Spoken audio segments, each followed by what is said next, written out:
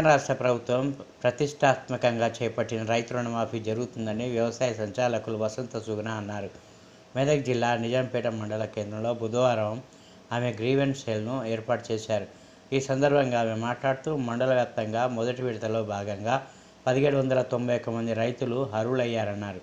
రెండో విడత 1211 మంది రైతులు అర్హులుగా ఉన్నారన్నారు. అంతేకాకుండా నూతనంగా పట్టా పొందిన రైతులు రైతు బీమాకు ఆగస్టు 5 చివరి తేదీ కావున దరఖాస్తు చేసుకోవాలని సూచించారు. ఈ కార్యక్రమంలో వ్యవసాయ విస్తరణ అధికారులు శ్రీలత, కావేరి, గణేష్, గ్రామాల రైతులు పాల్గొన్నారు. నమస్కారం.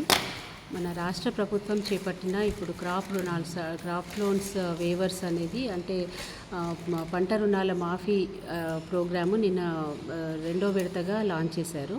అయితే మొదటి విడతలో మన నిజాంపేట్ మండలం తీసుకొచ్చేసరికి మొదటి విడతలో 1,00,000 లోపు మాఫీ అయిన రైతులు ఒక సుమారు 1,791 మందికి 1,00,000 లోపు రుణాలు మాఫైనాయి. అలాగే ఇప్పుడు నిన్న రెండో విడతగా 1,50,000 లోపు రుణమాఫీ చేయడం జరిగింది. అయితే దాంట్లో మన నిజాంపేట్కి వచ్చేసరికి 1,213 మంది ఫార్మర్స్కి గాను రుణమాఫీ జరిగింది, 1,50,000 లోపు ఫార్మర్స్కి. అలాగే మన రామాయంపేట్ డివిజన్ పరిధిలో సుమారు మొదటి విడతగా ఒక 8,400 పైన ఫార్మర్స్కి రుణమాఫీ అయింది. రెండో విడతగా ఇప్పుడు ఒక 4,000 మంది రైతులకు గాను రుణమాఫీ అయింది. అయితే ఇప్పుడు ఇంకా కూడా రుణమాఫీ ఈ తేదీ లోపల అంటే మనకి 2018 నుంచి 2023 సంవత్సరం లోపు ఈ గడువు తేదీలో రుణమాఫీ పంట రుణాలకు గాను రుణమాఫీ కాని వాళ్ళు మళ్ళీ రైతులు కూడా ఇక్కడ రైతు వేదికకి రావడం జరుగుతుంది.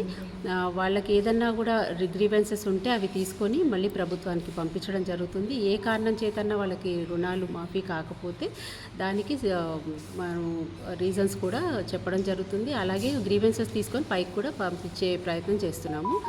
అలాగే దీంతోపాటు మనకి రైతు బీమా కొత్తగా పాస్బుక్లు తీసుకున్న వాళ్ళ రైతులు కూడా రైతు వేదికని సంప్రదిస్తున్నారు. వాళ్ళకు కూడా కొత్తగా ఇప్పుడు ఎన్రోల్మెంట్ చేసుకోమని ప్రభుత్వ ఆదేశాల ప్రకారం మనము ఇప్పుడు 5వ తారీఖు వరకు ఈ అప్లికేషన్స్ తీసుకోవడం జరుగుతుంది కొత్తగా పాస్బుక్లు ఉన్న వాళ్ళకి.